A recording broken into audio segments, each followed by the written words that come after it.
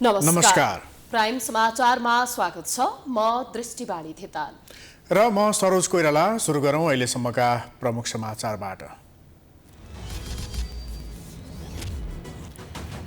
सत्ता गठबन्धनले प्रधान न्यायाधीशलाई कायम मुकायम दिन आग्रह गरेपछि कार्यपालिका र न्यायपालिका बीच द्वन्द्व। नेपाल बार राजीनामाकै पक्षमा, राणा टसमस भएनन्।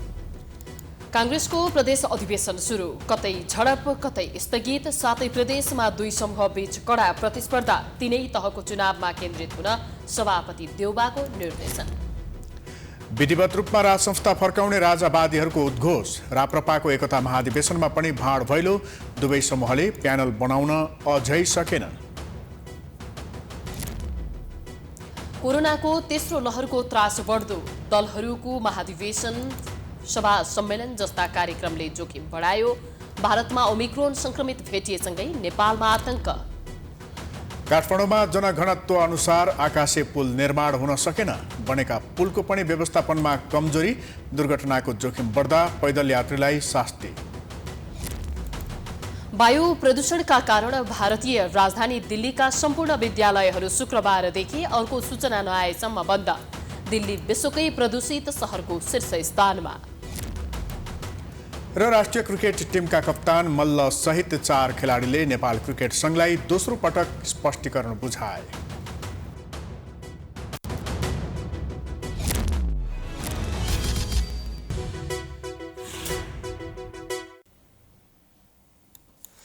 अब समाचार विस्तारमा। न्यायपालिका विवादमा पहिलो पटक औपचारिक रूपमा मुख खोल्दै सत्तारूढ गठबन्धनले कोरोना संक्रमणको जोखिमका कारण आइसोलेसनमा रहेका प्रधान न्यायाधीश चौलेन्द्र शमशेर राणालाई बिदामा बसेर कायम मुकायम तोक्न सुझाव दिएको छ। तर प्रधान न्यायाधीश राणाले भने बिदामा नबस्ने निर्णयमा पुगेको बताएका छन्। यसले सरकार र न्यायपालिका बीच द्वन्द्व सुरु हुने हो कि भन्ने समेत देखिएको छ। एक रिपोर्ट। सत्ता गठबन्धनका प्रमुख घटक माओवादी केन्द्रका अध्यक्ष पुष्पकमल दाहाल प्रचण्डले नेपाल बार एसोसिएसनलाई पालोको पैँचो तिर्ने बताएको भोलिपल्टै सत्तारूढ दलले आइसोलेसनमा रहेका प्रधान न्यायाधीश चौलेन्द्र शमशेर राणालाई बिदामा बसेर कायम मुकायम तोक्न सुझाव दिएको छ। सत्तारूढ गठबन्धनको बिहिबारको बैठकले न्यायपालिकाको विवादमा पहिलो पटक औपचारिक रूपमा मुख खोल्दै कोरोना संक्रमणको जोखिममा रहेका प्रधान न्यायाधीशलाई केही दिन मात्र नभएर लामो समय बिदामा बस्न सुझाव दिएको हो। यसलाई सत्तारूढ दलका नेताहरू अदालतको विवादलाई राजनीतिक निकास दिन नखोजिएको तर न्यायालयमा सधैँ विवाद हुनु नहुने भन्दै मान्यता प्रस्तुत गरिएको रूपमा अर्थ्याउँछन्। अहिले प्रधान न्यायाधीशले आफू बिमारी भएको बेलामा त्यो कार्यभार अर्कालाई दिएर जानुपर्छ, कार्यभार अरूलाई दिएर जानु नै उपयुक्त हुन्छ अहिलेको अवस्थामा भनेर एउटै एजेन्डामा मात्रै छलफल भयो। किनभने अहिले नेपाली काङ्ग्रेसको महाधिवेशन नजिक आइसकेको हुनाले उहाँहरू धेरै व्यस्त हुनुहुन्थ्यो, त्यही अरू विषयमा छलफल भएन। अहिले एउटै विषयमा त्यो नै निर्णय भएर गएको थियो। उता सभामुख अग्निप्रसाद सापकोटाले समेत न्यायालयको विवादमा हात हाल्ने बताएपछि राज्यको शक्ति सन्तुलन खलबलिने देखिएको छ। कार्यपालिकाले न्यायालयको विवादमा बोलेकै दिन व्यवस्थापिकाका जिम्मेवार व्यक्तिबाट यस्तो धारणा आउनुलाई आश्चर्यको रूपमा लिन सकिन्छ। सर्वोच्च अदालतमा विकृति र विसङ्गतिलाई बढावा दिने प्रमुख व्यक्तिका रूपमा अर्थ्याउँदै नेपाल बार एसोसिएसन 1 महिनाभन्दा लामो समयदेखि प्रधान न्यायाधीश राणाको राजीनामाको अडानमा छ। उता नेपाल बारको विरोधलाई साथ दिँदै सर्वोच्चका न्यायाधीशहरूले समेत प्रधान न्यायाधीश राणालाई असहयोग गर्दै इजलासमा बस्न अस्वीकार गरिरहेका छन्। तर प्रधान न्यायाधीश बाहेकको फुलकोटले बुधबारदेखि गोला प्रक्रियामा पेशी तोक्न सुरु गरेपछि यो विवाद निरूपण भएको मानिएको थियो। तर नेपाल बार र सर्वोच्च बारले अदालतमा अनुपस्थित रहेका प्रधान न्यायाधीशले कायम मुकायम नतोकी इजलास बस्न नहुने अडान लिएपछि बुधबार मुद्दाको सुनवाई हुन सकेको थिएन। अहिले पनि उनीहरूको त्यो अडान कायमै छ। साथै कानुन व्यवसायीहरूले वरिष्ठतम न्यायाधीश हरिकृष्ण कार्कीलाई कायम मुकायमको जिम्मेवारी लिन दबाब दिइरहेका छन्। धारा 129 को 6 अन्तर्गत प्रधान न्यायाधीशले काम गर्न नसक्ने अवस्था परेको अवस्थामा स्वतः चाहिँ यो चाहिँ वरिष्ठ न्यायाधीशमा कामु प्रधान न्यायाधीश जान्छ। कामु प्रधान न्यायाधीशले यो जिम्मेवारी लिँदिन भन्न पाउनुहुन्न, यो उसको संवैधानिक दायित्व हो। यदि उहाँले कामु प्रधान न्यायाधीश म लिन्न भन्नुभयो भनेदेखि चाहिँ उहाँले आफ्नो चाहिँ पदबाट त्याग गर्नुपर्ने, राजीनामा दिनुपर्ने परिस्थिति पनि आउन सक्छ। यो संवैधानिक दायित्व हो, उहाँले त्यो लिनै पर्छ। सत्तारूढ गठबन्धनको आग्रहलाई प्रधान न्यायाधीश राणाले भने स्वीकार नगर्ने निश्चित जस्तै छ। प्रधान न्यायाधीश निकट स्रोतका अनुसार मुख्यतया उनी लामो समयसम्म बिदा बस्न दिएको सुझावको विपक्षमा छन्। यसलाई उनले न्यायपालिकामाथि कार्यपालिकाको दबावका रूपमा लिएका छन्। सत्तारूढ दल र आफूहरूलाई परेको अप्ठ्यारो सुनाउन राणालाई न्यायाधीश कार्कीले फोन गरेका थिए। जवाफमा राणाले शुक्रबार आफू अस्पतालबाट डिस्चार्ज हुने बताएका थिए। प्रधान न्यायाधीशको जवाफले तत्कालै यो कायम मुकायमको विवाद टुङ्गिने देखिँदैन। सत्तारूढ गठबन्धनको दबावले राज्यको शक्ति सन्तुलनमा समेत असर पर्न सक्ने देखिन्छ। यही कारण प्रमुख प्रतिपक्षी दल नेकपा एमाले सत्तारूढ दलको यस्तो सुझावलाई सकारात्मक रूपमा लिएको छैन। यो आज सर्वोच्च अदालतमा जुन ढङ्गको एउटा घिनलाग्दो नाटक मञ्चन हुँदैछ, त्यो हिजो यो जुन गठबन्धन निर्माण भयो, यो परमादेशद्वारा जुन सरकार गठनको एउटा काम भएको थियो, त्यसकै पापको परिणाम हो यो। त्यसकारणले यो गठबन्धनकारी शक्तिहरूले प्रधान न्यायाधीशलाई बिदामा बस, यो नगर भन्ने खालको होइन। सर्वोच्च अदालतभित्रका कुराहरू आफ्नो न्यायिक प्रक्रियाबाट नै त्यसको निरूपण हुनुपर्छ। कायम मुकायम प्रधान न्यायाधीश नतोकिँदा सर्वोच्चमा बिहिबार पनि कुनै मुद्दामा पेशी तोकेन। यता सत्ता गठबन्धनले प्रधान न्यायाधीशलाई बिदामा बस्न र कायम मुकायम तोक्न सुझाव दिएसँगै न्यायालयमा व्याप्त विवादमा राजनीतिले पनि प्रवेश पाएको छ। प्रधान न्यायाधीशले सत्ता गठबन्धनको सुझावलाई सहज रूपमा लिएको खण्डमा यो विवादको सहज निरूपण हुने देखिन्छ। प्रधान न्यायाधीश राणा फेरि पनि आफ्नै अडानमा रहने हो भने सत्तारूढ दलसँग महाअभियोग बाहेक अन्य विकल्प बाँकी हुने छैन। अहिले प्रधान न्यायाधीश विरुद्ध संसदमा महाअभियोग दर्ता गर्ने संसदीय गणित सत्तारूढ दलको खिलाफमा छ। त्यसैले भविष्य नसोचिकनै सत्तारूढ दलले दिएको यो सुझावलाई हचुवाका भरमा गरिएको निर्णय बाहेक केही मान्न सकिँदैन। कार्तिक 8 गतेदेखि सुरु भएको सर्वोच्च अदालतको गतिरोध अझै अन्त्य हुन सकेको छैन। प्रधान न्यायाधीश चोलेन्द्र शमशेर राणाको राजीनामा माग गर्ने नेपाल बार एसोसिएसनको अडान अहिले पनि कायमै छ। उता प्रधान न्यायाधीशको राजीनामा नदिने अडानका कारण अझै पनि विवाद कसरी निरूपण हुन्छ भनेर भन्न सकिने अवस्था छैन। आखिर के भयो त यो 40 दिनको अवधिमा? एक रिपोर्ट।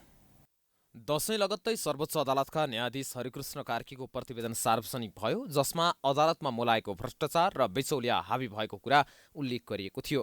त्यस लगत्तै पूर्व न्यायाधीशको फोरमले न्यायालयको शुद्धिकरण गर्नुपर्ने भन्दै विज्ञप्ति नै निकाल्दै प्रधान न्यायाधीश चोलेन्द्र शमशेर राणालाई मार्ग प्रशस्त गर्न आग्रह गर्यो। उता सर्वोच्चका न्यायाधीशहरू सर्वोच्च अदालतमा गोला प्रथा लागू हुनुपर्ने लगायतका माग राख्दै बेन्च बहिष्कारमा उत्रिए। यता नेपाल बार एसोसिएसनले पनि एकाएक गोला प्रथा लागू मात्र होइन, प्रधान न्यायाधीशले राजीनामा नै दिनुपर्ने भन्दै आन्दोलनका कार्यक्रम घोषणा गर्यो। सर्वोच्चका न्यायाधीशले बेन्च बहिष्कार गरेको 3 दिनपछि मात्र आन्दोलनका कार्यक्रम बारले घोषणा गरेको थियो। अन्ततः 10 गते आन्दोलन घोषणा गरेको बारले कार्तिक 14 गतेदेखि सर्वोच्च अदालतमा धरना दिने कार्यक्रम राख्यो। यति हुँदासम्म चुपचाप बसेर इजलास तोकिरहेका प्रधान न्यायाधीश राणाले प्राइम टाइम्स टेलिभिजनका अध्यक्ष ऋषि धमलासँग कुराकानी गर्दै राजीनामा नदिने अडान सार्वजनिक गरे।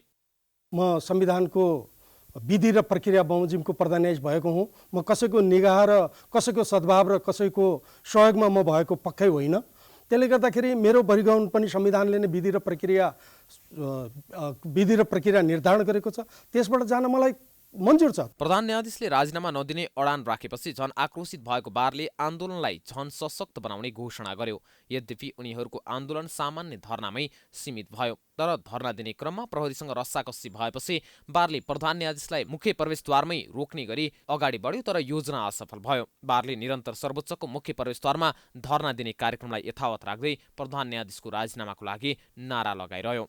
हामीले न्यायपालिकाभित्रको विसङ्गति हटाउनको लागि, न्यायपालिका स्वतन्त्र, सक्षम, निष्पक्ष, निर्भीक बनाउनको लागि हामीले जो कदम चालेका छौँ, त्यसको कदमको शुभारम्भ भनेको, सुरुवातको बिन्दु भनेको प्रधान न्यायाधीशको राजीनामा हो। यता आन्दोलन निरन्तर अगाडि बढिरहँदा उता विरोध गरेका न्यायाधीशहरू भने गोला प्रथा लागू गर्दै बेन्चमा फर्किने घोषणा गरे। यता राजनीतिक दलबाट पनि साथ नपाएको बारको आन्दोलन झन बढी कमजोर बन्दै गयो। आन्दोलनमा उपस्थित हुने कानुन व्यवसायको संख्या पनि घट्दै गयो। यसरी आक्रामकबाट सुरु भएको आन्दोलन कमजोर बन्दै जाँदा कतै बिलाएर जाने हो कि भन्ने आशंका समेत गर्न थालिएको छ। तर सत्तारूढ गठबन्धनले प्रधान न्यायाधीश राणालाई बिदामा बसेर कायम मुकायम तोक्न सुझाव दिएसँगै यो विवादले राजनीतिक रङ समेत लिएको छ। अबको प्रसङ्ग महाधिवेशन महाउत्सव सामग्रीहरूको।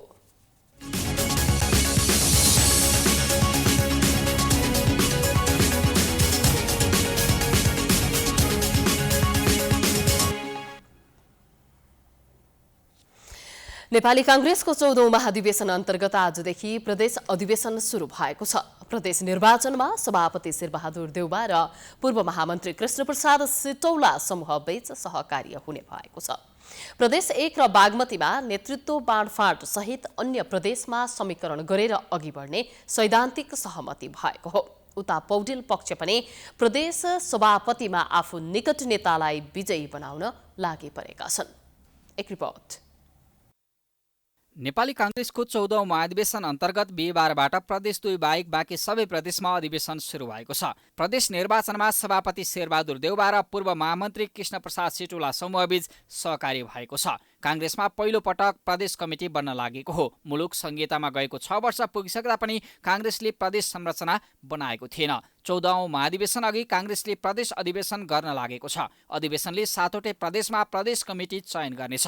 प्रदेश नेतृत्वका लागि कांग्रेसभित्र संस्थापन र इतर समूहले छुट्टा-छुट्टै प्यानल बनाएका छन्। यसले चाहिँ के हो भन्दाखेरि अरू पार्टीहरूले मौका पाउँदाखेरि गर्न नसकेका कामहरू काम चाहिँ गरेर चाहिँ देखाउन सक्ने त्यो क्षमतावान नेपाली कांग्रेस पार्टीको रूपमा चाहिँ यो पहिचान चाहिँ छ।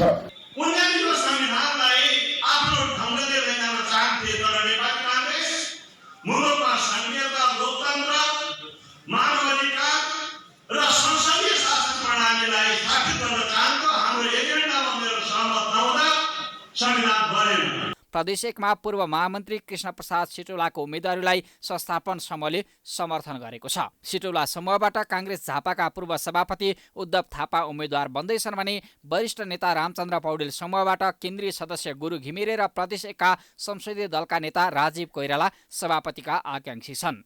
प्रदेश 2 मा उम्मेद्वारको टुङ्गो लागिसकेको छैन। बागमती प्रदेशमा सभापतिका लागि 3 जनाले उम्मेदवारी घोषणा गरेका छन्। मेरो उम्मेदवारी वास्तवमा भन्ने हो भने जनतामा स्थापित गर्नु पर्यो कांग्रेसलाई।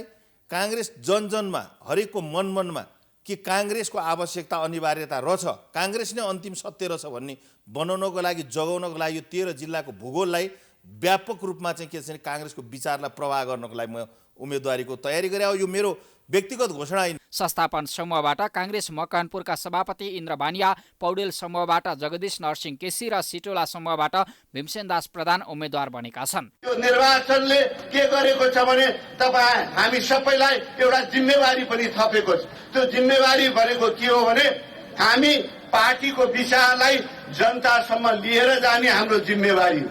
जनताका सुख दुःखमा सामेल हुने हाम्रो जिम्मेवारी हो। यो लोकतान्त्रिक प्रतिस्पर्धाको लागि पनि यो कांग्रेस पार्टीलाई एउटा स्वच्छ र पवित्रको पार्टी बनाउन लागि पनि पौडेल पक्षको चाहिँ उम्मेदवारी रहन्छ। गण्डकीमा संस्थापन समूहबाट केन्द्रीय सदस्य अर्जुन जोशीले उम्मेदवारी घोषणा गरिसकेका छन् भने पौडेल समूहले उम्मेद्वारको टुङ्गो लगाउन सकेको छैन। लुम्बिनीमा संस्थापन समूहबाट सांसद भरत शाह उम्मेद्वार बन्दैछन् भने पौडेल समूहले कांग्रेस रोल्पाका पूर्व सभापति अमर पुनलाई उम्मेद्वारका रूपमा अघि सारेको छ। कर्णालीमा संस्थापन समूहले उम्मेद्वार टुङ्ग्याएको छैन भने पौडेल समूहबाट नेता भूपेन्द्र जङसाई प्रदेश सभापतिको उम्मेद्वार बनेका छन्। सुदूरपश्चिम प्रदेशमा भने संस्थापन र इतर समूहले उम्मेद्वारको टुङ्गो लगाउन सकेका छैनन्। निर्वाचन समितिका अनुसार शुक्रबार उम्मेद्वारको मनोनयन दर्ता हुनेछ भने शनिबार मतदान हुनेछ।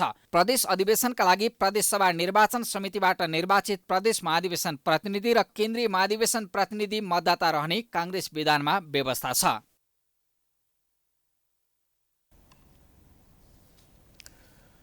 स्थापनाकालदेखि नै फुट्दै र जुड्दै आएको पूर्व पञ्चहरूको पार्टी राप्रपा अहिले एकताको महाधिवेशनमा होमिएको छ। एकतालाई सार्थक रूप दिन वर्तमान 3 अध्यक्षमध्ये पशुपति शमशेर राणा र डाक्टर प्रकाश चन्द्र लोहनी नेतृत्वको दौडबाट अलग्गिएका छन्। तर अर्का अध्यक्ष कमल थापा भने अन्तिम पटक राप्रपाको नेतृत्व लिने कोसिसमा छन्। चुनावी दौडमा उनलाई युवा नेता राजेन्द्र लिङदेनले कडा चुनौती दिने देखिन्छ। एक रिपोर्ट। पूर्व पञ्चहरूको दल राष्ट्रिय प्रजातन्त्र पार्टीको नीतिमा अधिकांश समय बेमेल नभए पनि नेतृत्वमा भने नेताहरूको मन कहिले मिल्न सकेन। नेतृत्वमा टाँसिने महत्वाकांक्षा अनि एउटाले अर्काको अस्तित्वलाई नमान्ने दम्बका कारण पूर्व पञ्चहरू कहिल्यै एउटै पार्टीमा अटाउन पनि सकेनन्। राष्ट्रिय राजनीतिमा एकाधपटक जनताको मन जिते जस्तो गरेको राप्रपाको जग यो दलका नेताहरूकै कारण, स्वार्थका कारण कमजोर पनि बन्न थालेको छ। यस्तो अवस्थामा पशुपति शमशेर राणा र डाक्टर प्रकाश चन्द्र लोहनीले पूर्वपञ्चहरू कहिल्यै नदेखिएको त्यागको उदाहरण प्रस्तुत गर्दै वास्तवमै एकताको पहल गरेका छन्। एकताको महाधिवेशनलाई सार्थक बनाउने प्रयास गरेका छन्। युवा नेताहरूको जोडबलमा उनीहरूले नेतृत्वको लडाईँबाट पछाडि हट्ने निर्णय गरेको बुझ्न कठिन छैन। दुवैतर्फको तयारी हेर्दाखेरि सहमतिबाट नेतृत्व चयनको प्रक्रिया लगभग टरेको जस्तो देखिन्छ। यद्यपि सहमति भनेको चाहिँ उम्मेदवारी दर्ता भइसकेपछि पनि त्यसको प्रयासहरू भइरहन सक्छ। तर अहिले माहौल हेर्दाखेरि र दुवैतर्फबाट कमल थापाको तर्फबाट र राजेन्द्र लिङ्गदेनको तर्फबाट जुन तयारीहरू देखिरहेछ, कार्यकर्ताहरू जसरी विभाजित भइराखेका छन्, त्यो हिसाबले हेर्दाखेरि चाहिँ तत्कालै चाहिँ सहमति नहुने हो कि भन्ने देखिन्छ। राप्रपामा अहिले पनि मध्यमार्गका रूपमा परिचित कतिपय नेताको दाबीलाई मान्ने हो भने अहिले अध्यक्षमा युवा नेता राजेन्द्र लिङ्गदेनको अवस्था बलियो बन्दै गएको छ। लोहनीको प्रत्यक्ष र राणाको अप्रत्यक्ष रूपमा सहयोग पाउँदा लिङ्गदेनले थापालाई सहजै पराजित गर्ने अनुमान पनि गर्न थालिएको छ। उमेरका आधारमा लिङ्गदेनलाई नेता मान्न नसकेका राणा पक्षधर केही नेता भने अहिले थापाको पक्षमा खुलेका छन्। तर त्यसलाई नै राणाको समर्थन थापालाई रहेको अर्थमा लिन नहुने कतिपय नेताको धारणा छ। उता थापा पक्षधर नेताहरू भने हिन्दू राष्ट्र र राजसंस्थाको नीतिलाई कमल थापाले राप्रपामा पुनर्प्रवेश गराएको कारण उनी नै अध्यक्ष हुनुपर्ने दाबी गर्छन्। अब निश्चित रूपमा अहिले हामीले नेतृत्वलाई चाहिँ निरन्तरता दिनुपर्ने आवश्यकता छ र यो पार्टी जुन एउटा फर्टाइल अवस्थामा छ, यो पार्टीको स्थायित्व भएको छैन, जग बसिरहेको छैन, त्यो अवस्थामा एउटा जुन नेतृत्वले चाहिँ यो सैद्धान्तिक रूपमा यो पार्टीलाई दिशाबोध गरायो, त्यही नेतृत्वको एकपटक निरन्तरता चाहन्छु म चाहिँ। लिङ्गदेन पक्षधरहरू भने राप्रपा सधैँ एउटै नीतिमा अगाडि बढेकाले नीतिका आधारमा नेतृत्व माग्नु सही नरहेको बताउँछन्। उता महाधिवेशन प्रतिनिधिको सूचीमा थापा पक्षले चलखेल गरेको आरोप समेत लिङ्गदेन पक्षको छ। तर त्यसलाई थापा पक्षधर बिना कारण बढाइएको विवाद मान्छन्। तर जे भए पनि यो विवादले पार नपाउँदासम्म चुनावको माहौल बन्न सक्ने अवस्था छैन। त्यसमाथि एकताको महाधिवेशनका रूपमा लिइएको यो महाधिवेशनमा नेतृत्व जसले लिए पनि हार्नेले एकतामा भाँजो हाल्न नहुने मत बलियो छ। यसका लागि सबैभन्दा पहिले नेतृत्वका आकांक्षी र उनका सहयोगीहरूले आफ्नो सोचमा परिवर्तन ल्याउनुपर्छ। अन्यथा यो महाधिवेशन फुटको महाधिवेशनमा परिणत हुन बेर लाग्दैन। यता महाधिवेशनको उम्मेद्वार हुन भने प्रतिनिधिले महँगो शुल्क तिर्न पर्ने भएको छ। अध्यक्ष पदका लागि उम्मेदवारी दिन 1 लाख रुपियाँ, उपाध्यक्षका लागि 75,000 रुपियाँ, महामन्त्री पदका लागि 50,000 रुपियाँ र सबैभन्दा कम शुल्क केन्द्रीय सदस्य पदका लागि 15,000 रुपियाँ राखिएको छ।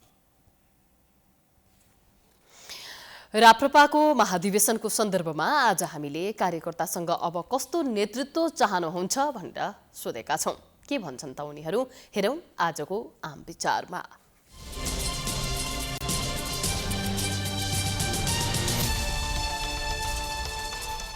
राष्ट्रिय प्रजातन्त्र पार्टीले अंगीकार गरेको सिद्धान्त र विचारलाई जनताको माझमा जोड्न सक्ने र यसलाई सृजनात्मक रूपमा जनतासँग जोडेर प्रयोग गर्न सक्ने नेतृत्व आओस् भन्ने चाहन्छ। र पार्टी संरचनामा पार्टीको कार्यकर्तालाई संरक्षण गर्न सक्ने र समसामयिक विषयवस्तुमा पार्टीको प्रष्ट विचार राख्न सक्ने नेतृत्व आओस् जस्तो लाग्छ मलाई। यो पार्टीलाई नयाँ नेतृत्व गर्ने, नयाँ ढङ्गले जानका लागि युवा चाहिन्छ। युवा बगैर यो पार्टी चल्न सक्दैन र युवा नेतृत्व गरेर चेन्ज गर्नुपर्छ। यो उम्मेदवार हामीलाई दुईटै ठिक छ, तर हामीलाई अहिले चाहिएको युवा उम्मेदवार। हामीलाई युवा उम्मेदवार चाहिएको, युवा उम्मेदवार आयो भने केही गर्छ कि भन्ने आशा छ। हामीलाई चाहिएको छ, युवाहरूको जमात चाहिएको छ।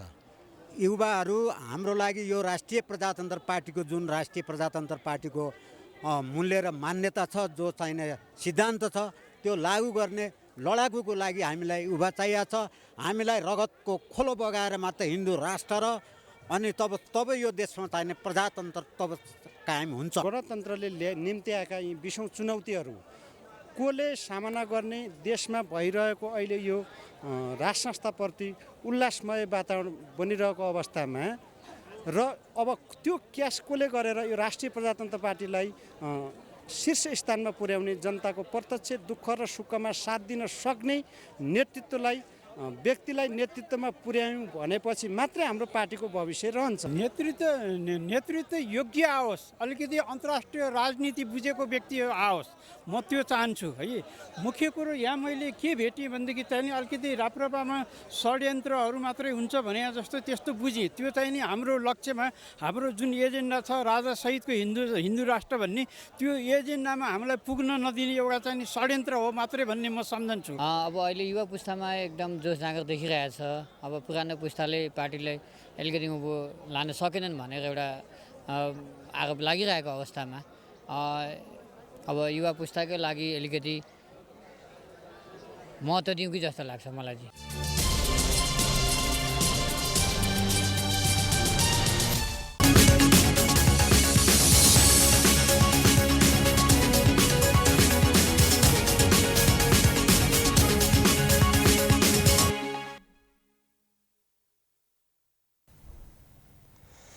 समाचारको सिलसिला जारी छ, हामी विश्राम पछि आउँछौं।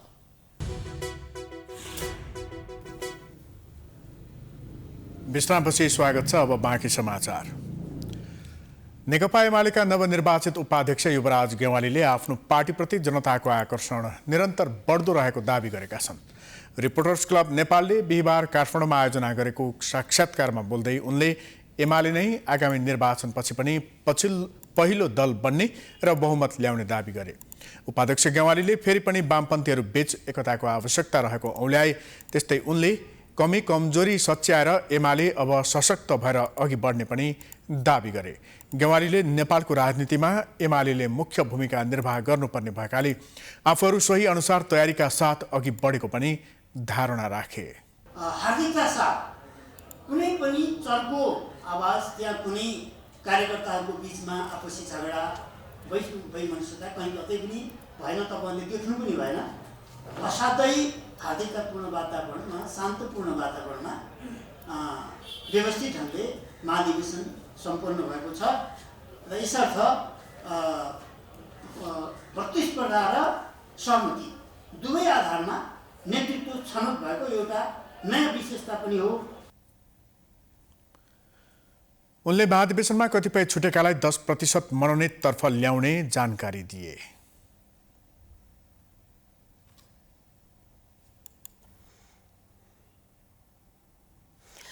नेपालमा फेरि पनि कोरोनाको तेस्रो लहरको त्रास बढ्दो छ।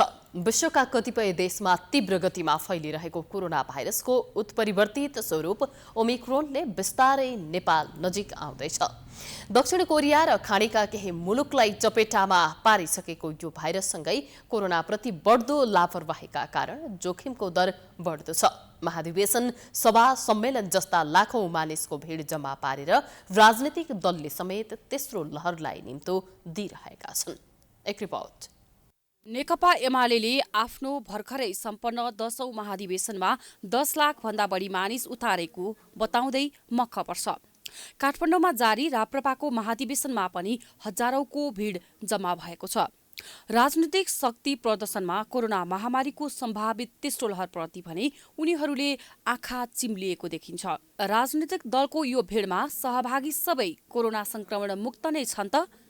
के यी सबैले कोरोना भाइरस विरुद्धको भ्याक्सिन लगाएका छन् त? यही भिडका कारण भोलिका दिनमा कोरोना महामारीले विकराल रूप लिन सक्छन् कि सक्दैनन्? भिड जम्मा गर्ने राजनीतिक दलहरू यो प्रश्नबाट तर्सिने गरेका छन्। यही कारण भोलिका दिनमा बढ्न सक्ने जोखिमको जिम्मेवारी कसले लिने? पछिल्ला दिनमा ठूलो मात्रामा परीक्षण पनि हुन छाडेको छ। कोरोना पुष्टि भएकाहरूको नजिक गएकाहरूको कन्ट्र्याक्ट ट्रेसिङ हुन छाडेको छ।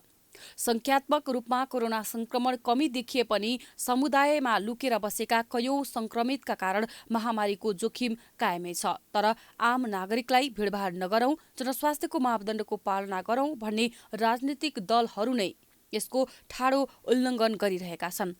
यस्ता लापरवाहीले भोलिका दिनमा ठूलो दुर्घटना हुन सक्ने भन्दै विज्ञ तथा जानकारहरूले सचेत गराउन थालेका छन्। सँग थुप्रै अझ पनि झन्डै 50% भन्दा बढीले त अझ लक्षित समूहले लाउन पाएको अवस्था छैन खोप र सँगसँगै कतिपयको एन्टिबडी नबने पनि होला र बनेको भए पनि त्यो समयक्रममा घटिरहेको पनि होला अब के हुन्छ कसो हुन्छ भन्ने कुरा पूर्ण रूपमा चाहिँ वैज्ञानिक आधारहरू आइसकेको छैन, नतिजाहरू आइसकेको छैन। त्यसले गर्दाखेरि चाहिँ जुन एउटा सभा सम्मेलनमा जुन एकदम मानिसहरूको एकदम हुलमुलहरू देखिन्छ त्यो पक्कै पनि हामीले हेर्दाखेरि चाहिँ राम्रो त मान्दैनौँ। राजनीतिक दलका भेलामा कुनै पनि सहभागीले जनस्वास्थ्यको मापदण्डको पालना गरेको देखिएन। कसैले सामान्य मास्कको समेत प्रयोग भएको देखिएन। उता अर्को सातादेखि कांग्रेसको समेत महाधिवेशन सुरु हुँदैछ, जहाँ लाखौं मानिसको भीड़ जम्मा हुनेछन्। कोरोना महामारीको सम्भावित तेस्रो जोखिमबाट त्यो महाधिवेशन पनि कारण बन्नेछ। तर कांग्रेसले चाहेको खण्डमा जनस्वास्थ्यको मापदण्डको पालना अपनाएर महाधिवेशन गर्न सक्छ। एमाले र राप्रपाले गरेको गल्तीबाट पाठ सिक्न पनि सक्छ। विश्वका अधिकांश देशले कोरोनाको कहरलाई रोक्ने अनेकौं उपायहरू गर्दै आएका छन्, तर नेपालमा भने भविष्यमा हुन सक्ने जोखिमको बेवास्ता गरिँदै आएको छ। स्वास्थ्य तथा जनसङ्ख्या मन्त्रालयले नयाँ भेरिएन्टको त्रासले अत्यावश्यक नभई विदेश नजान आग्रह गरेको छ। ओमिक्रोनको संक्रमणबाट राज्यले जनतालाई जोगाउन अहिलेसम्म अपनाएको एकमात्र उपाय नै यही नै हो। हामी कहीँ भएको भेरिएन्टकै पनि संक्रमण त्यति धेरै छ भने नयाँ भेरिएन्ट आउन सक्ने सम्भावना उच्च जोखिम छ भनेर हामीले देखिरहँदाखेरि जनस्वास्थ्यका मापदण्डहरूको उल्लङ्घन बढ्दै जाँदा समयक्रम कस्तो हुन्छ भने भाइरसले हाम्रो समुदायलाई धेरै गाँजेर अगाडि बढ्दै जाने, हामीलाई अस्पतालहरूमा व्यवस्थापन गर्न गाह्रो हुँदै जाने, समुदाय स्तरमा चाहिँ मानिसहरूको मास्क नलगाउने अथवा लगाउनलाई त्यति धेरै व्यवहार परिवर्तन नगर्ने, हात धुने कुराहरूलाई त्यति धेरै प्रायोरिटी नदिने, भिडमा जाने कुराहरूलाई बन्द नगर्ने कुराहरू बढ्दै गयो भने फेरि जनस्वास्थ्यका मापदण्डहरूको कार्यान्वयन गराउनलाई, पालना गराउनलाई हामीलाई चुनौती हुन्छ। नोभेम्बर 24मा पहिलो पटक दक्षिण अफ्रिकामा पुष्टि भएको ओमिक्रोन भेरिएन्ट अहिले सबै महादेशमा फैलिसकेको छ। पहिलो लहरमा कोरोना संक्रमितको संख्या केही कमीमा आएको बेला यसै गरी विभिन्न दलले सडकमा आन्दोलन चर्काउँदा दोस्रो लहर सहजै आगोसरी फैलिएको थियो। विगतको भुललाई दोहोर्याउने हो भने तेस्रो लहरबाट समेत नेपाललाई जोगाउन कठिन हुने देखिन्छ। भारतमा कोरोना भाइरसको नयाँ भेरिएन्ट ओमिक्रोन संक्रमित भेटिएसँगै नेपालमा समेत जोखिम बढेको छ। भारतको स्वास्थ्य मन्त्रालयले बिहिबार कर्नाटकमा 2 जनामा ओमिक्रोन संक्रमण भेटिएको जनाएको छ। मन्त्रालयले संक्रमितहरू 66 वर्ष र 46 वर्षका पुरुष भएको तथा उनीहरूसँग घुलमिल भएकाको कन्ट्र्याक्ट ट्रेसिङ भइरहेको तथा थप स्वास्थ्य परीक्षण पनि गरिएको जनाएको छ। नोभेम्बर 24 तारिकमा पहिलो पटक दक्षिण अफ्रिकामा पुष्टि भएको ओमिक्रोन भेरिएन्टबाट दक्षिण अफ्रिकासँगै अस्ट्रेलिया, बेल्जियम, ब्राजिल, बेलायत, क्यानाडा, चेक गणतन्त्र, Denmark, Germany, Ghana, Hong Kong, Ireland, Israel, Italy, Japan, Netherlands, Nigeria, Norway, Portugal, Reunion, Saudi Arabia, दक्षिण Korea, Spain, Sweden, Switzerland, UAE तथा अमेरिका साथै भारतमा समेत संक्रमित भेटिएका छन्। भारतमा यो भेरिएन्ट भेटिएसँगै नेपाल पनि उच्च जोखिममा परेको छ। समस्याको सहर काठमाडौँमा आकाशे पुल निर्माण त भइरहेका छन्, तर एकपटक निर्माण गरिएपछि त्यसको मर्मत सम्मारमा सम्बन्धित निकायले चासो दिँदैन। त्यही कारण काठमाडौँ उपत्यकाका कतिपय आकाशे पुल मर्मत सम्मारको अभावमा जीर्ण बन्न थालेका छन्, जसले गर्दा बचुवाले शास्ति बिहोर्नु परेको छ। एक रिपोर्ट। काठमाडौँ उपत्यकामा सडक दुर्घटना कम गर्न आकाशे पुलको निर्माण गरिएको छ, तर मर्मत सम्मारको अभावमा कतिपय आकाशे पुलहरू जीर्ण हुँदै गएका छन्, जसले गर्दा पैदल यात्रुले थप जोखिम बेहोर्नु परिरहेको छ। समय समयमा मर्मत सम्मार नगर्दा जोखिम बढ्दो छ। पुलको माथिल्लो भागमा हुने फोहोरले त झन् सर्वसाधारणलाई हिँड्न नै सकस हुने गरेको छ भने पुलका रेलिङ सिँढी भत्किएका छन्। यो सरकार कमजोरी भएको हो कि पुल त बनाउँछ हैन, तर बनाएको 3 हप्ता 4 हप्तामा कोही अब यताबाट फुट्ने, कोही यताबाट फुट्ने, राम्रोसित कामै गर्दैनन् क्या। अब हामी जस्तो सानो मान्छेले भनेर हुने हैन, यो काम ठुले मान्छेले गर्नुपर्छ। अब बनाउनु पर्ने खोइ कसले बनाउने त। केही कुरो पनि ठिक छैन। हेर्नुहोस्, यो पुललाई मात्रै के ल्याउने, जहाँ पनि दुःखै दुःख हो। अब तल्लो काम गरेर खाने मान्छेलाई, भारी बोकेर गर्नेलाई यो बाटो काट्दाखेरि कहाँ दुर्घटना हुन्छ भन्ने छ। भारी नभइकन यहाँ कसैको नि गुजारा चल्दैन। भारी बोक्ने भरिएर जाने यो बाटो आउँदाखेरि ठुलो घटना हुन्छ कि डर पनि छ। काठमाडौँ उपत्यकामा पैदल यात्रुलाई सडक दुर्घटनाबाट जोगाउन ठाउँ ठाउँमा आकाशे पुलको निर्माण गरिएको हो। पुल निर्माणसँगै स्थानीय तहले त्यसको रेखदेख नगर्दा र समय समयमा मर्मत सम्मार नगर्दा आकाशे पुलबाट नट बोल्टुमा खिया लागेर जिडा बनेका छन्। निर्माण गरिएका आकाशी पुलको मात्र नभई विकास निर्माणका अरू कामको पनि गुणस्तर सुधार्ने र राति सडकमा हिँड्ने यात्रुलाई सहज बनाउन ठाउँ ठाउँमा सडक बत्ती तथा सीसी क्यामेरा राख्ने, बिग्रिए भत्केको ठाउँमा मर्मत समरका लागि ठेक्का लिएका कम्पनीलाई बेला बेलामा सचेत गराएको र अनुगमन पनि गरेको काठमाडौँ महानगरपालिकाको दाबी छ। विगतमा चाहिँ अब सम्झौता गरेर लिएका कम्पनीहरूसँग हामीले चाहिँ अनुगमन गर्दैछौँ। मर्मत गर्नुपर्ने अब चाहिँ त्यहाँ चाहिँ धुला मैला चाहिँ होइन अब मकिएका कुराहरू पनि ठाउँ ठाउँमा हामी भेटिन्छौँ र त्यसलाई अब हामीले चाहिँ सुधार गर्ने रङ रोगन लगाउने अनि आकाशे पुलमाथि चाहिँ बत्तीको व्यवस्थाको लागि पनि हामीले चाहिँ त्यो अनुरोध गरेका छौँ होइन। अब कतिपय कुराहरू घचघच्याउँदाखेरि चाहिँ त्यो उहाँले गर्नुहुन्छ, अलिकति चाहिँ अब अनुगमन गरेन अलिकति ऊ भयो भने उहाँले हेरचेक गर्नु पनि हुन्छ। त्यसमा चाहिँ हामीले अब त्यसलाई चाहिँ अब सुधारेर लैजाने कुराहरू चाहिँ छ। एक त काठमाडौँ उपत्यकाभित्र यात्रुको चाप अनुसार आकाशी पुल निर्माण भएका छैनन्। जति बनाइएका छन् तिनको पनि उचित मर्मत सम्भार नगरिँदा झन समस्या थपिएको छ। पैदल यात्रुको सहजताका लागि बनाइएका आकाशी पुल सडक बत्तीको रेखदेखमा स्थानीय तहले नै सबैभन्दा बढी ख्याल गर्नुपर्ने आवश्यकता देखिन्छ। प्राइम एचडीका लागि क्यामेरामा राजेश ढकालका साथमा सावित्री जोशी, काठमाडौँ। नेकपा एमालेका वरिष्ठ उपाध्यक्ष ईश्वर पोखरेलले मुलुकमा राजनीतिक स्थायित्व नभए आर्थिक समृद्धि, राष्ट्रिय स्वाभिमान र स्वतन्त्रताको रक्षा हुन नसक्ने बताएका छन्। काठमाडौँको बुढानीलकण्ठ नगरपालिकाको 8औं स्थापना दिवसका अवसरमा आयोजित कार्यक्रममा पोखरेलले अहिलेको मुलुकको आवश्यक राजनीतिक स्थायित्व भएको भन्दै यसले मात्र मुलुकको विकास र स्वतन्त्रताको रक्षा गर्न सकिने बताएका छन्। उनले देश बनाउने सपनालाई अघि बढाउन राजनीतिक स्थायित्व रहेको र यसलाई कमजोर पार्न नहुने जिकिर गरे। पोखरेलले जनप्रतिनिधिले जनतालाई सेवा दिने कुरामा पनि ध्यान केन्द्रित गर्दै जनतासँग गरिएका प्रतिबद्धतालाई व्यवहारमा लागू गर्नुपर्ने धारणा राखे। सबै दलले जनताको जीवनसँग गाँसिएका विषयलाई आफ्नो कार्यक्रम बनाउनु पर्ने उनको भनाइ छ। दलको तर्फबाट शासन सत्तामा पुगेकाहरूले जनतालाई उत्पादनसित गाँसेनन् भने, रोजगारी सृजना गर्न सकेनन् भने, स्वरोजगारीका कुराहरू हुन सकेनन् भने र जनतालाई आत्मनिर्भर बनाउने कुरा भएन भने अब राजनीति दलका कोरा कुराले मात्रै जनता पत्याउनेवाला छैनन्। कार्यक्रममा ज्येष्ठ नागरिकका साथै नगरपालिकाका कर्मचारीहरूलाई सम्मान गरिएको थियो।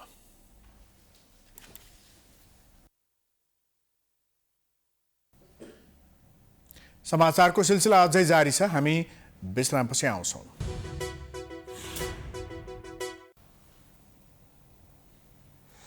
विश्रामपछि स्वागत छ। अब आर्थिक समाचार।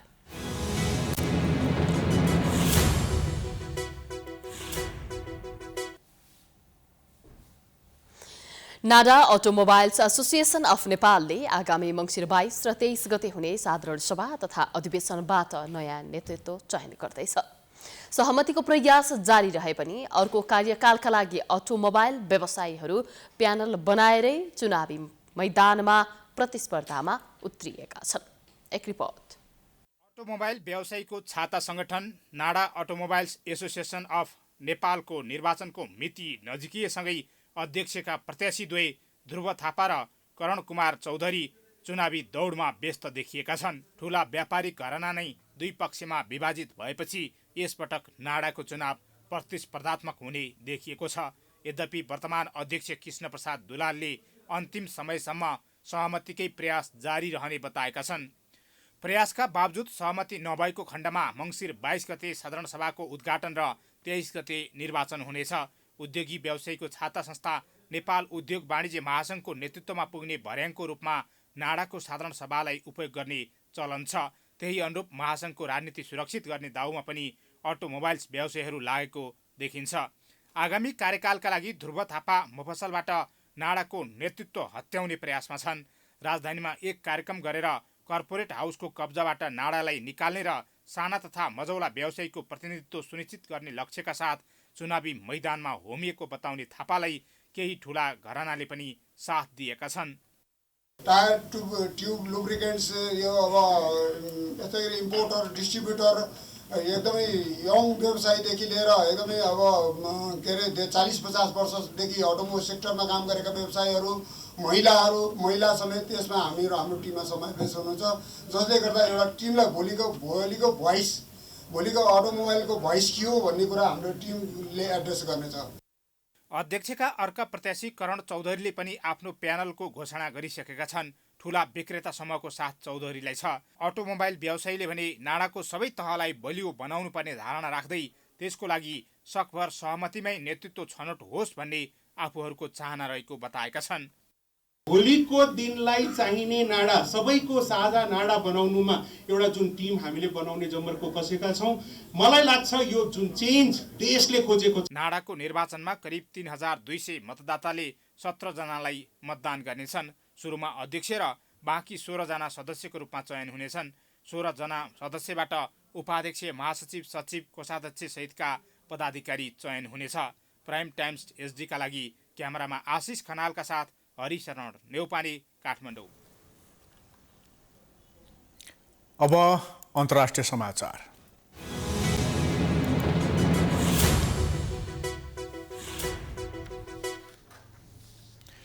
भारतीय राजधानी दिल्लीका सम्पूर्ण विद्यालयहरू शुक्रबारदेखि अर्को सूचना नआएसम्म बन्द हुने भएका छन्। वायु प्रदूषणको विकराल अवस्थाका कारण यस्तो निर्णय गर्नु परेको वातावरण मन्त्री गोपाल रायले बताए। पछिल्ला दिनमा दिल्ली विश्वकै प्रदूषित सहरको शीर्ष स्थानमा छ। त्यहाँ आउँदा दिनहरू थप कष्टकर हुने चेतावनी विज्ञहरूले दिएका छन्। नोभेम्बरका केही दिनहरूमा दिल्लीको वायु प्रदूषणको स्तर अत्याधिक नराम्रो रहेको भारतीय वायु स्तर मापन एक निकायले जनाएको छ। नोभेम्बरमा कुल 11 दिनमा वायु प्रदूषणको मात्रा अत्याधिक नराम्रो रहेको उक्त संस्थाले जनाएको छ। यो सन् 2016 को नोभेम्बरको 10 दिनभन्दा बढी हो। त्यसो त तथ्याङ्कले नोभेम्बरमा एक दिन पनि दिल्लीमा राम्रो वायुको स्तर नभएको देखाएको बीबीसीले उल्लेख गरेको छ। विज्ञहरूले नजिकका राज्यहरूमा खेतमा पराल जलाउँदा र दीपावलीका कारण नोभेम्बरमा वायु प्रदूषण उच्च भएको बताएका छन्। भारतमा सन् 2015 देखि मात्रै वायु प्रदूषण मापन गर्न सुरु गरिएको हो।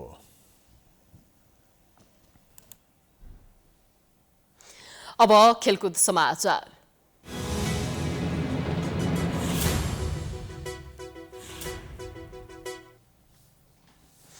राष्ट्रिय क्रिकेट टिमका 4 खेलाडीले नेपाल क्रिकेट संघ क्यानलाई स्पष्टीकरण बुझाएको छ।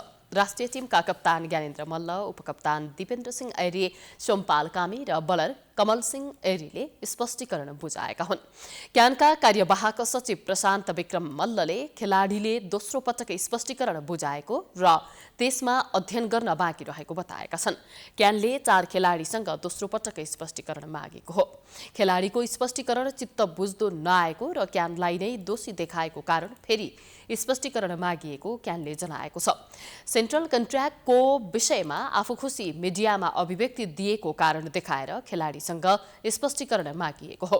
क्यानको सेन्ट्रल कन्ट्र्याक्टको विषयमा खेलाडीहरूले असन्तुष्टि पोख्दै आएका छन्। अधिकांश खेलाडीले सेन्ट्रल कन्ट्र्याक्ट सम्झौतामा हस्ताक्षर गरेका छैनन्, जसको कारण क्यानले सेन्ट्रल कन्ट्र्याक्टको सूची सार्वजनिक गर्न सकेको छैन। क्यानले गत वर्षबाट राष्ट्रिय टिमका खेलाडीलाई वर्गीकरण गर्दै सेन्ट्रल कन्ट्र्याक्ट दिँदै आएको छ। वर्गीकरण अनुसार ए श्रेणीमा पर्ने खेलाडीले मासिक 50,000, बी श्रेणीकाले 40,000 र सी श्रेणीका खेलाडीले 30,000 मासिक रूपमा पाउँदै आएका छन्।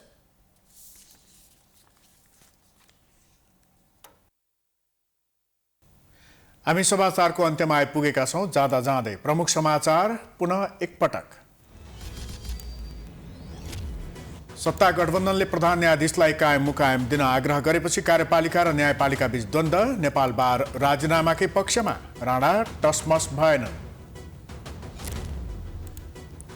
कांग्रेसको प्रदेश अधिवेशन सुरु, कतै झडप कतै स्थगित। सातै प्रदेशमा 2 समूहबीच कडा प्रतिस्पर्धा। 3 तहको चुनावमा केन्द्रित हुन सभापति देउबाको निर्देशन। विधिवत रूपमा राज संस्था फर्काउने राजावादीहरूको उद्घोष। राप्रपाको एकता महाधिवेशनमा पनि भाँड भैलो। दुवै समूहले प्यानल बनाउन अझै सकेनन्। कोरोनाको तेस्रो लहरको त्रास बढ्दो। दलहरूको महाधिवेशन, सभा, सम्मेलन जस्ता कार्यक्रमले जोखिम बढायो। भारतमा ओमिक्रोन संक्रमित भेटिएसँगै नेपालमा आतंक। काठमाडौँमा जनघनत्व अनुसार आकाशे पुल निर्माण हुन सकेन। बनेका पुलको पनि व्यवस्थापनमा कमजोरी। दुर्घटनाको जोखिम बढ्दा पैदल यात्रीलाई शास्ति। वायु प्रदूषणका कारण भारतीय राजधानी दिल्लीका सम्पूर्ण विद्यालयहरू शुक्रबारदेखि अर्को सूचना नआएसम्म बन्द। दिल्ली विश्वकै प्रदूषित शहरको शीर्ष स्थानमा। र राष्ट्रिय क्रिकेट टिमका कप्तान मल्ल सहित 4 खेलाडीले नेपाल क्रिकेट संघलाई दोस्रो पटक स्पष्टीकरण बुझाए।